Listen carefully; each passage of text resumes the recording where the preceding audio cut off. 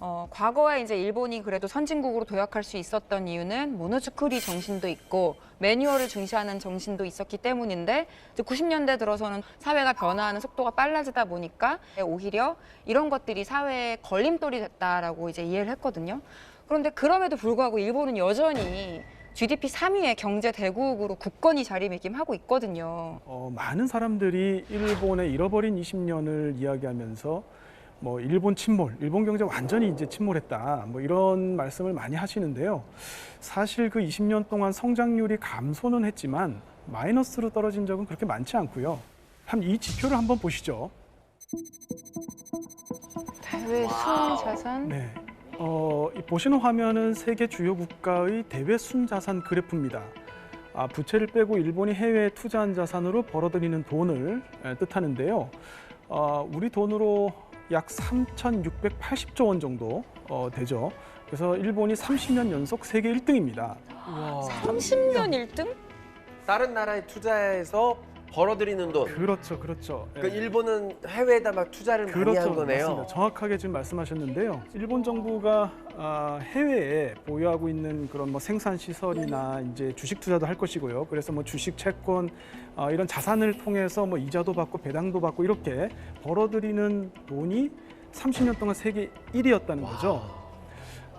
앞서 말씀드렸듯이 일본은 수출로 먹고 사는 나라가 아닙니다.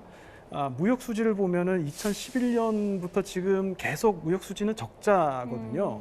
그럼에도 불구하고 경상 수지가 흑자를 기록한 이유가 바로 이 풍부한, 굉장히 많이 갖고 있죠. 이 해외 자산 덕분인데요. 우리가 예전에 그 부자는 망해도 3대 간다, 뭐 이런 말이 있잖아요. 과거에 투자해 놓은 막대한 부로 지금까지 이 경제력을 유지하고 있다, 이렇게 볼 수 있겠습니다. 이게 30년째 세계 1위면 진짜 어마어마한 거거든요. 일본을 얕잡아 보는 나라는 우리나라밖에 없죠. 참 이게 희한한 게 정말 희한한 게 해외에 있는 친구들하고 얘기하다 보면 그러니까 일본이 되게 와 일본 앞서 나가는 와 저팬 나라인데. 막 이러잖아요. 네. 우린 맞짱 떠. 막 약간 이런 느낌이잖아요. 그런데 이 일본 경제가 그럼 아무 문제가 없느냐? 라고 하면 또 그건 아닙니다. 요즘 언론에 나오는 기사 논조나 서점에 출간되는 책을 보면 일본이 저렴한 나라가 된다, 가난뱅이 나라가 된다, 이런 한탄이 많은데요.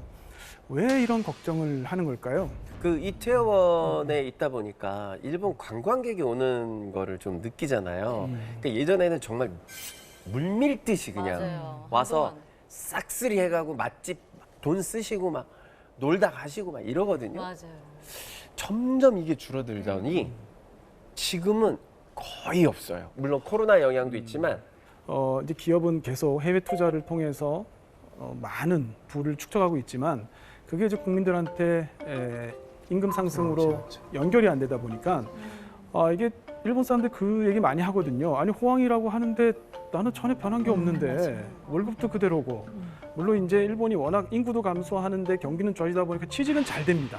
취직이 진짜 굉장히 잘 취직은 잘 되는구나. 되는데 다만 이제 급여 수준이 그렇게 높지 않고 그런 상황이 이어지는 거죠. 옛날에 왜 일본이 나라는 부유한데 국민은 가난하다 그랬잖아요. 네. 근데 이제 최근에는 조금 그거를 바꿔서 기업은 부자인데 국민은 가난한 나라, 이렇게 볼 수 있을 것 같습니다. 기업은 부자인데. 지금 보시는 그래프는 일본 국세청에서 조사한 민간 평균 급여의 추이인데요. 1997년을 보시면은 467만 엔 정도 되죠. 그러니까 당시 우리 돈으로 한 5천만 원 정도 벌었습니다. 우와, 많다. 당시 회사원들 급여가 상당히 높았다고 볼 수 있죠. 저 당시에 5천만 원. 진짜 엄청나다. 세다. 아니 우리나라는 이때 얼마 정도 됐었나요? 97년은 지금 말씀하신 것처럼 외환위기가 있던 해인데요. 우리는 평균 연봉이 한 1,700만 원 정도 됐습니다. 세 배. 아니 근데 이게 신입사원 연봉인 거예요? 그렇지는 않고요. 이게 지금 따지고 보면 근속연수를 보면 입사해서 한 10년에서 14년 정도 생각보다 연봉입니다. 너무 낮네요. 그러게요. 근데 어떻게 시간이 지났는데 지금 2018년인데 떨어졌어요. 떨어졌어. 440. 과장급 이상이. 이게 이제 심지어 한국이 일본을 넘어서는 지표들도 여러 개 지금 발생했는데요. 지금 보시는 표는 이제 OECD에서 발표한 구매력 평가 지수에 기반한 GDP인데요. 한국이 약 43,000달러예요.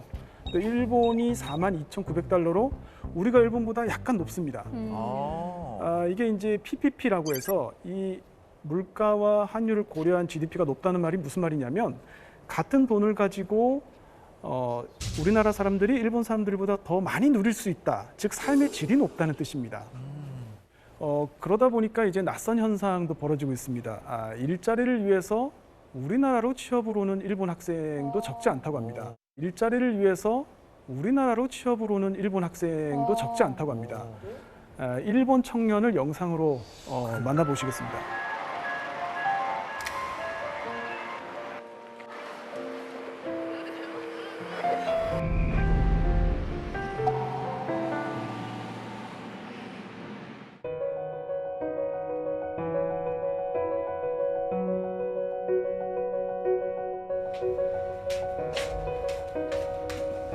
안녕하세요.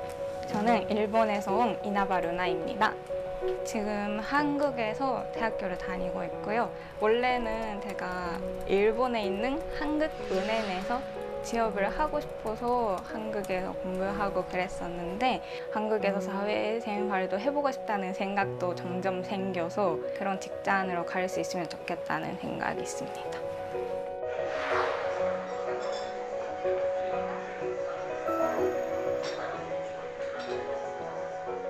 취업 준비를 하는 거는 비슷한 것 같은데 대학교 생활 보내는데 일본은 한국처럼 시험 기간이라고 밤을 새지 않고 그 친구들 이야기를 들으면 평점이 3을 넘으면 좋은 편이라고 들어본 적도 있어요.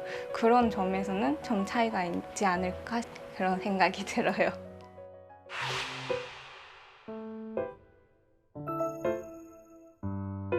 일본에서는 세금이 많이 빠지거든요. 그래서 실제로 받는 금액이 적을 수도 있다고 생각해요. 친구들의 이야기를 들으면 저축을 많이 하게 되었다고 들었어요. 옛날에는 많이 썼었던 것 같은데 그래도 노후를 생각해서 그거를 대비해서 저축을 많이 하게 되었다고 들어요.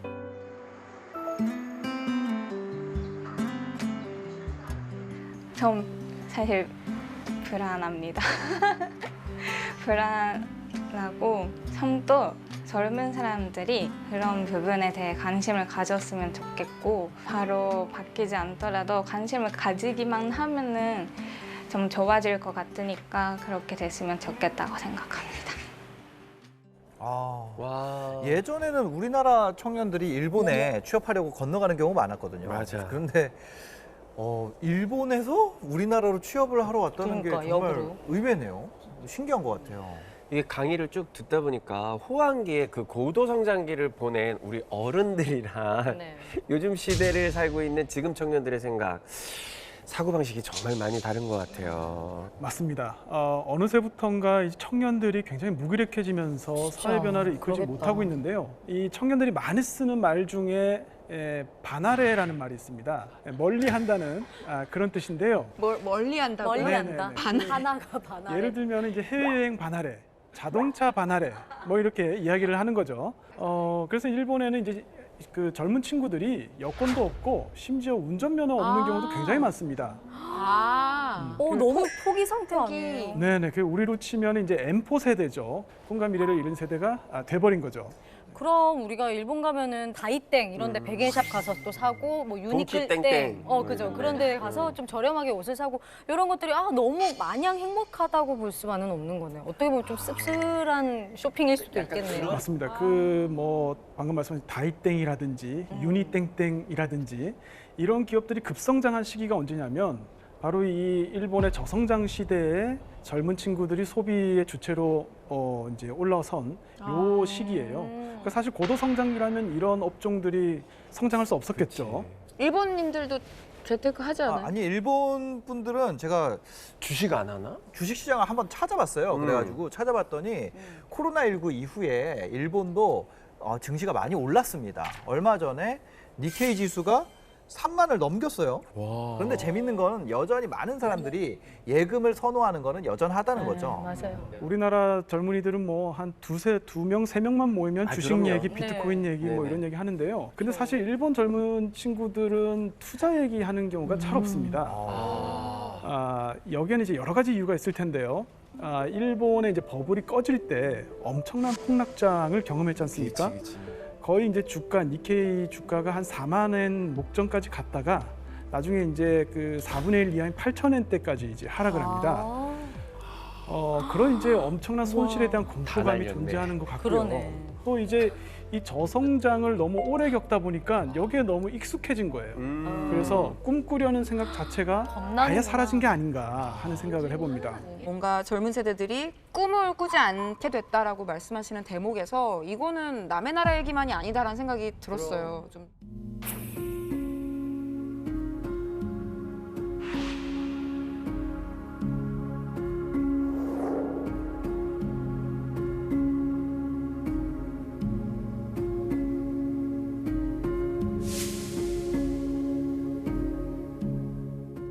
올해로 한일 무역 분쟁이 일어난 지 딱 2년 됐습니다.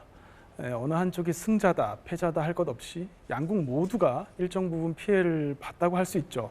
제가 오늘 이렇게 일본을 N가지 코드로 설명한 것도 서로에 대해 제대로 알고 이해하는 것에서부터 관계 개선의 실마리를 찾고 지금보다 나은 미래를 만들 수 있기 때문입니다. 우리가 항상 이게 가깝고도 먼 나라라는 이 한일 관계, 이게 좀 마음적으로는 조금 더 가까이 친해지고 싶다라는 생각이 있거든요. 근데 저는 사실은 굳이 친해질 필요까지는 없다고 생각을 하거든요. 네? 왜냐하면 따지고 보면 가까운 나라, 지리적으로 가까운 나라치고 사이 좋은 나라가 별로 없습니다. 맞아, 그건 네. 그렇다. 유럽의 경우를 보더라도 뭐 영국, 프랑스, 독일이 서로 아웅다웅 하지 않습니까? 하지만 그렇다고 해서 불필요한 냉전을 벌이거나 또 멀어질 이유 또한 없는 거죠. 정정당당하게 승부를 겨루듯이 선진국답게 진정한 라이벌이 되는 것에서부터 꼬인 실타래를 풀 수 있다고 생각하는데요. 가까운 미래, 새로운 세대가 중심이 될 양국의 새로운 관계를 기대하면서 오늘 강의 마치도록 하겠습니다.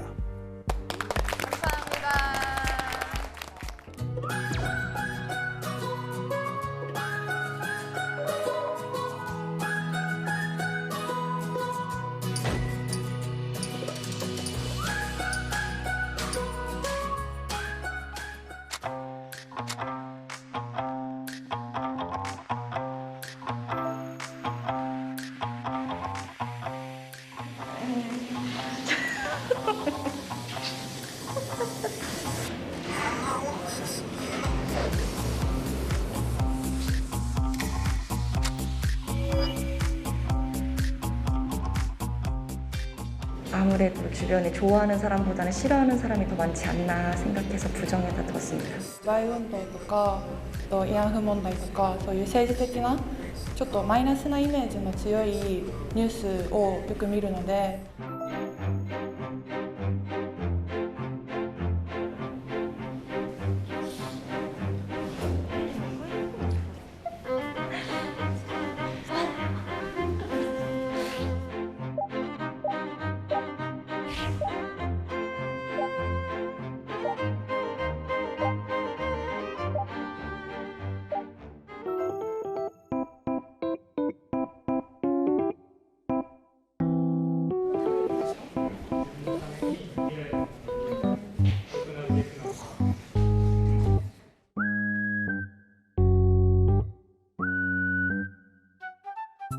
経済的にもそうだし、文化とかそういうことに関しても関係が良くなっていけば多分メリットって多分もっと増えるんじゃないかなと思って。